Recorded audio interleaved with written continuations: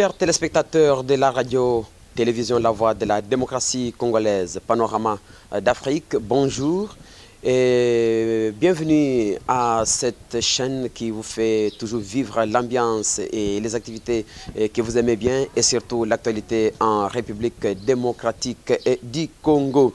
La situation générale qui prévaut au pays, à savoir l'investiture du gouvernement Ilunga Ilukamba, la xénophobie que vivent les Congolais de la diaspora vivant au pays de Nelson Mandela, ainsi que les détournements de 15 millions de dollars nous ont amenés à tendre notre micro à un membre de la société civile et activiste des droits de l'homme. Il s'agit de maître Jean-Claude Katende. Et avec lui, nous avons essayé d'échanger sur cette situation. S'agissant du gouvernement investi par la Chambre basse du Parlement, maître Jean-Claude Katende déclare que les 15 piliers présentés comme champ de bataille par le Premier ministre ne peuvent aller de l'avant que si et seulement si le budget qui sera voté devra être un budget réel. Mais il condamne tout de même que l'éducation, qui est le point culminant de toute société, soit reléguée à la 10e place. En ce qui concerne la xénophobie, cet activiste des droits de l'homme invite les autorités à améliorer les conditions de vie des Congolaises et Congolais afin de les empêcher d'aller outre-mer ou d'envier d'autres pays d'Afrique et du monde. Et pour la disparition des 15 millions de dollars, que la justice soit faite et que cette justice ne se limite pas à ce niveau-là, mais que les conclusions soient mises à la place publique et soient connues de tous, que rien ne puisse être caché là-dessus. Nous invitons la technique à nous balancer cet entretien que nous avons eu avec maître Jean-Claude Katende. Maître Jean-Claude Katende, bonjour. Bonjour. Vous êtes le président de l'Association africaine de défense des droits de l'homme. Le gouvernement vient d'être investi. Les différents ministres ont commencé à passer à la commande, c'est-à-dire que les actions de remise et reprise ont commencé dans les différents ministères. Vous avez suivi le programme d'action tel que présenté par le Premier ministre à l'Assemblée nationale. Qu'est-ce qui vous a beaucoup plus tiqué? D'abord, il faut que je rappelle ici que l'investiture concerne d'abord les hommes et les femmes que l'Assemblée nationale doit regarder et dire s'ils n'ont pas de problème, s'ils conviennent pour être au gouvernement. La deuxième chose, c'est l'outil dont ces personnalités qui sont au gouvernement vont devoir se servir pour changer la situation en République démocratique du Congo ou impulser les changements.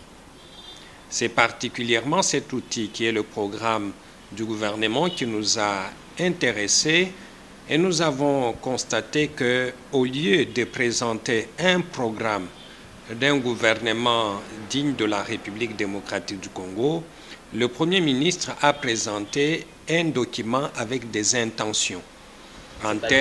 C'est-à-dire des intentions en termes de piliers, 15 piliers, des intentions que le Premier ministre voudrait mettre en œuvre. Quand je parle des intentions, ça veut dire que les piliers ne doivent pas être tout simplement des idées que le Premier ministre énonce, mais ces piliers doivent comprendre des actions précises que le gouvernement doit mener pendant les 5 prochaines années pour, n'est-ce pas, changer la situation en République démocratique du Congo. Ça veut dire aussi que le programme doit avoir des objectifs mesurables clairs, avoir des indicateurs clairs, avoir un mécanisme de suivi et évaluation et en fin de compte avoir un budget. Toutes ces questions n'ont pas été abordées par le Premier ministre et nous sommes restés sur notre soif, mais comme ils ont promis que beaucoup de questions vont être prises en compte par le budget qui va être présenté dans une semaine, nous attendons, mais nous voulons que le gouvernement se dote d'un outil qui peut servir aux citoyens que nous sommes d'assurer le contrôle de ce que le gouvernement promet de faire. Maître, vous venez de relever deux aspects, surtout sur ce qui vous a intéressé, les outils et les personnes. Mais par rapport aux personnes, comment voyez-vous les 66 membres de ce gouvernement? Je pense personnellement que le gouvernement a répondu à certaines de nos préoccupations, comme celle qui voulait que nous puissions avoir de nouveaux visages au gouvernement. Et ici, je pense qu'il faut féliciter le président Félix Tshisekedi, en même temps aussi l'ancien président Kabila, qui ont fait un effort d'écarter de tous les côtés les visages qu'on avait toujours au niveau du gouvernement. Mais il faut se rendre à l'évidence que la plupart des personnalités qui sont au gouvernement n'ont pas l'expérience dans la gestion de la chose publique. La plupart sont des nouveaux venus. Et nous pensons que ce manque d'expérience qui risque d'être une faiblesse devra être comblé si tout le monde est attentif par les recrutements au sein des cabinets ministériels des hommes et des femmes de terrain, des hommes et des femmes qui ont la compétence, l'expertise pour pouvoir accompagner ces nouveaux ministres dans l'accomplissement de leurs tâches. Mais comme nous savons la manière dont les choses se passent en République démocratique du Congo, on est très peu sûr que nous puissions avoir des cabinets performants capables de soutenir les ministres qui viennent d'être nommés. Vous avez déjà entendu que certains partis politiques ont fait des recommandations à leurs ministres de pouvoir réserver 70% des postes aux membres de leur parti politique. Ça veut dire en d'autres termes que les partis politiques en République démocratique du Congo considèrent le pouvoir qu'ils ont comme un bien privé. Ça veut dire en d'autres termes qu'il n'y a que les membres des partis politiques qui peuvent être recrutés dans ces cabinets et les autres citoyens qui ne sont pas membres des partis politiques ne peuvent pas y avoir accès, ce qui est une véritable discrimination qu'il faut condamner. Parce que vous parlez des personnes aguerries qui ont de l'expérience, nous avons décrié ceux-là qui sont restés au gouvernement comme ministres pendant 18 ans. Mais maintenant, vous avez besoin de ces mêmes personnes pour accompagner les nouveaux venus au ministère. N'est-ce pas véritable controverse? Non, je ne demande pas qu'on prenne les anciens ministres pour qu'ils deviennent les membres de cabinet des ministres qui sont en fonction maintenant. Je dis tout simplement qu'il faut qu'on trouve des personnes compétentes, des personnes expérimentées. Je prends un exemple. Les ministres des droits de l'homme ou des droits humains peuvent s'entourer des activistes, des avocats, des gens qui travaillent sur ces questions au quotidien pour pouvoir l'assister dans la mise en œuvre du programme du gouvernement en ce qui concerne les droits humains. Est-ce que vous avez souscrit parce que vous êtes professionnel à ça? Non, mais je ne pense pas que à ce niveau que nous soyons tentés de quitter ce que nous sommes en train de faire aujourd'hui pour aller comme conseiller dans un ministère. Je pense que la République démocratique du Congo traverse des moments particulièrement difficiles, des moments où nous nous rendons compte que l'opposition est en train de s'effriter petit à petit. Il faut qu'il y ait des personnalités, des organisations assez efficaces pour jouer le contrepoids. Sinon, la démocratie ne va pas être vitalisée s'il n'y a pas une opposition efficace pour mener le combat des revendications des citoyens. C'est pour ça que nous estimons que l'endroit où nous nous trouvons, les responsabilités que nous occupons sont très utiles dans le cadre d'équilibrer le pouvoir pendant cette période particulièrement difficile. Maître, vous avez parlé des 15 piliers ou les outils que le Premier ministre a présentés aux parlementaires.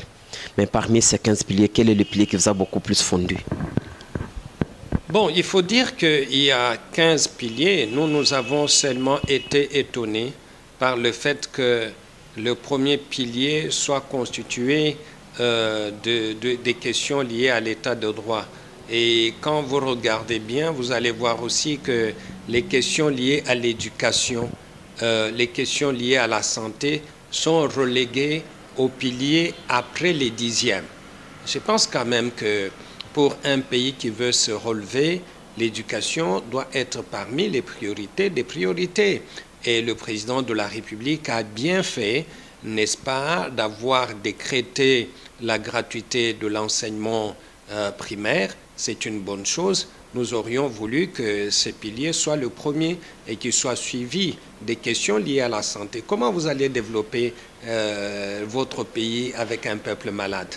Comment vous allez développer votre pays avec un peuple qui a des difficultés pour accéder aux soins de santé, pour accéder au traitement? Je pense qu'il y a quand même des priorités sur ce point-là. Mais là où je suis d'accord avec le Premier ministre, c'est quand il considère que l'une des priorités, c'est de faire en sorte qu'il y ait la sécurité en République démocratique du Congo. Je partage ce point de vue. Je considère que beaucoup de ressources depuis plusieurs années sont consacrées à la sécurité à l'est de la République démocratique du Congo et que maintenant, le gouvernement doit mettre le paquet en termes de la logistique, en termes de ressources humaines et financières pour en finir avec l'insécurité à l'est de la République démocratique du Congo. Et les ressources qui vont être dégagées après que le pays soit sécurisé peuvent servir à développer les autres secteurs, les autres domaines de la vie nationale. Maître, vous comme nous avons beaucoup été plus intéressés par le secteur de la sécurité, mais pas plus que la semaine passée. Nous avons vu le commandant, le chef d'état-major général des forces armées, s'est promené à l'est du pays. Il a changé les différents commandements, particulièrement en ce qui concerne le commandement de Sokola 1. Vous trouvez que les nouvelles têtes placées sur place dans Sokola 1, dans l'est du pays, peuvent amener un changement? D'abord, je dois vous dire personnellement que nous avons toujours été étonnés de constater qu'on a tué plusieurs Congolais à l'est de la République démocratique du Congo, mais les mêmes chefs restaient toujours en place. Ce qui était pour nous incompréhensible dans la mesure où si un chef ne donne pas les résultats qui sont attendus de lui, il démissionne, on le révoque ou on le remplace par d'autres personnes parce que les intelligences, il y en a beaucoup en République démocratique du Congo. Et ici, il faut féliciter M. Félix Tshisekedi, le président de la République, qui a, quelques mois après son arrivée, pris la décision non seulement de relever les responsables de commandement au niveau de l'opération Sokola, mais aussi il a pris les soins de nommer des natifs du coin comme étant responsables de ces opérations pour qu'on ne traite pas des gens des traîtrises. Maintenant, le remplacement est fait, le relèvement est fait. Ce que nous attendons, c'est les résultats. Les résultats pour nous, c'est que les ADF soient mis en dehors de la République démocratique du Congo. Les résultats pour nous, c'est qu'on mette fin à plus de 100 groupes rebelles qui sont en train de s'aimer la terreur à l'est de la République démocratique du Congo, sans oublier que beaucoup de ces groupes rebelles ont leur soutien ici à Kinshasa. Et donc, il faut non seulement poursuivre les groupes rebelles sur terrain, mais mener des enquêtes sérieuses pour mettre la main sur leur soutien ici à Kinshasa, parce que nous savons que beaucoup de groupes rebelles nationaux sont télécommandés à partir de Kinshasa par certains responsables politiques. Ce n'est plus un secret à ce sujet-là, mais nous voulons maintenant que des actions soient menées pour démanteler tous ces systèmes, tous ces réseaux qui ont contribué à la multiplication de groupes rebelles à l'est du Congo. Maître, le chef de l'État l'avait dit lors de sa campagne électorale qu'une fois élu, une fois le gouvernement mis en place, ce gouvernement et l'état-major général des commandements des forces armées vont s'ériger ou vont pour avoir base l'Est du pays. Mais jusqu'à présent, rien n'est fait. Pensez-vous qu'avec ce relèvement, quelque chose peut se passer de bien? Notre souhait est toujours que les hommes politiques apprennent à respecter leurs engagements. Et l'engagement du président de la République ici, c'est d'aller rester pendant un temps avec le gouvernement et les troupes à l'est du Congo. Nous pensons que le relèvement ne constitue pas la présence du chef de l'État. Il est absolument impérieux que même pour une semaine, que le président de la République tienne sa promesse en allant s'installer à l'est de la République démocratique du Congo. Je pense que cela permettrait qu'on prenne les hommes politiques au sérieux, que les promesses ne soient pas faites seulement pour la campagne, mais que des promesses soient effectivement réalisées pour en fait répondre à cet appel du chef de l'État dans le cadre du changement des mentalités. Il ne faut pas qu'on pense qu'il n'y a que la mentalité du peuple qui doit changer, mais la mentalité des dirigeants, comme le président l'a dit lui-même avant-hier, doit aussi changer.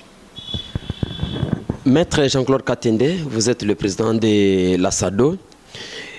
Les cours ont débuté il y a une semaine.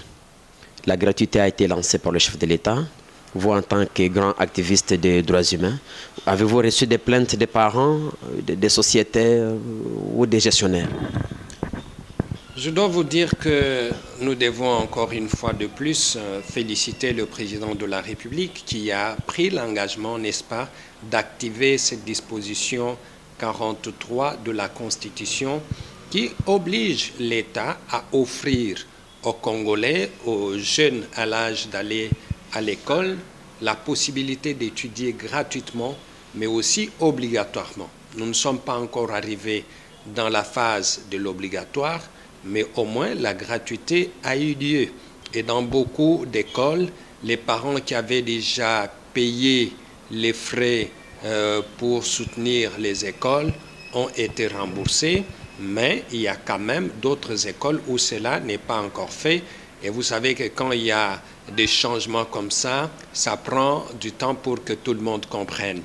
En même temps aussi, les plaintes que nous avons reçues, c'est du côté des enseignants qui pensent que c'est vrai, les cours ont repris, mais ils ont besoin d'être payés, mais pas dans les mêmes conditions.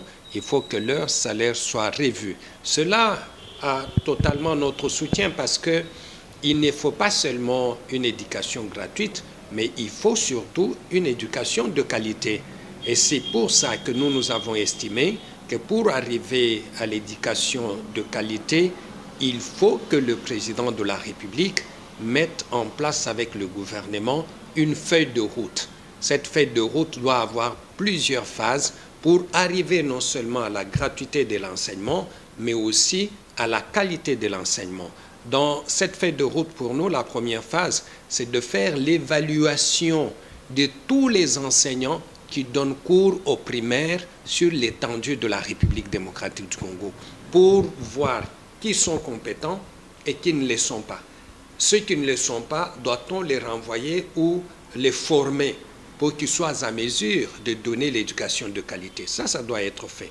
La deuxième chose qui doit être faite, il faut doter les écoles de frais de fonctionnement parce que l'école vivait sur le dos des parents.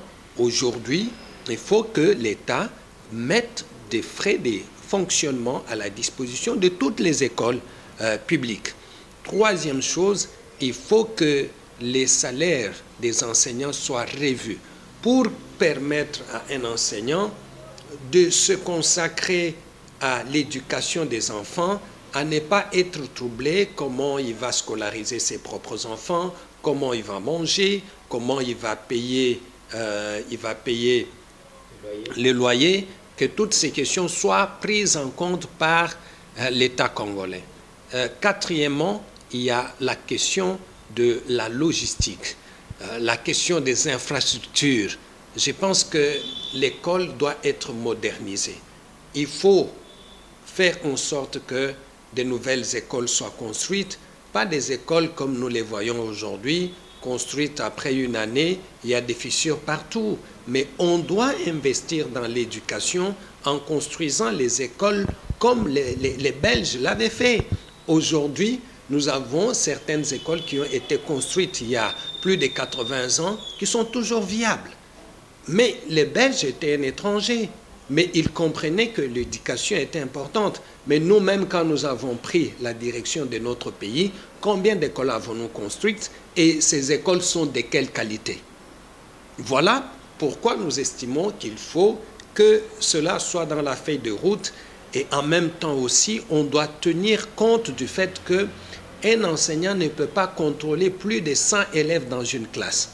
Il faut rester dans les standards, n'est-ce pas, de l'UNICEF pour que chaque enseignant ait à sa disposition un nombre réduit d'enfants qu'il peut suivre et aider à pouvoir aller de l'avant. Et la dernière chose, dans cette feuille de route, nous pensons qu'il faut évaluer les inspecteurs de l'école primaire parce que parmi ces inspecteurs, certains sont des véritables corrompus qui n'ont pas veillé à ce que l'éducation de qualité soit donnée aux enfants, qui se sont contentés d'être corrompus par les écoles pour valider les enseignants, valider les écoles comme étant viables. Je crois que de ce côté-là, il y a aussi des efforts qu'il faut faire. Si cette feuille de route dont on n'a pas encore parlé est mise en place, je crois que la décision du président de la République va avoir un impact significatif sur l'ensemble du pays. Maître Jean-Claude Katende, vous êtes le président de l'Association africaine des droits de l'homme. Avec vous, nous sommes en train de passer en revue la situation générale de la République démocratique du Congo. Vous venez de donner votre point de vue sur l'investiture du gouvernement, certaines questions, mais maintenant... Du chef de l'État, ça devient un acharnement. Mais nous devons parler en restant dans la droite ligne de ce que l'IGF a recommandé. L'IGF a demandé à ce que au moins 4 personnes impliquées dans les opérations qui ont touché à cet argent puissent s'expliquer devant la justice. Si c'est X qui est reconnu avoir été à la base de ces détournements, je crois que sa place est en prison, qui qu'il soit. Mais parmi les personnes citées, on cite aussi l'actuel ministre de la formation professionnelle, métier et artisanat. Pensez-vous que le fait d'être devenu ministre a été une récompense pour lui? Non, moi je vous dis parce que moi j'ai lu le rapport. Je ne vois pas un autre ministre qui est cité là-dedans, à part le ministère de l'économie. À part le ministère de l'économie.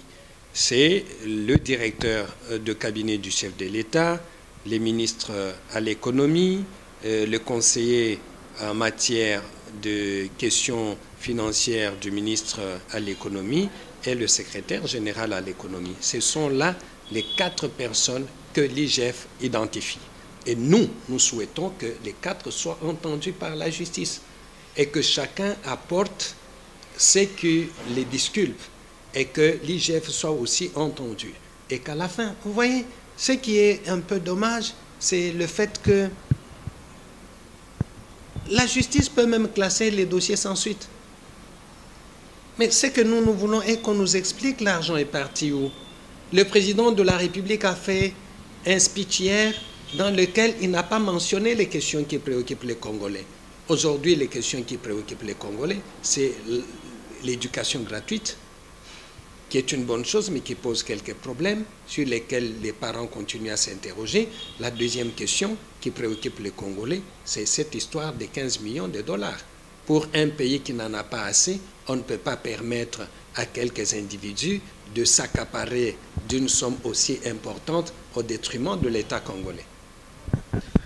Maître Jean-Claude Katende, je rappelle à nos téléspectateurs que vous êtes le président de l'Association africaine des droits de l'homme.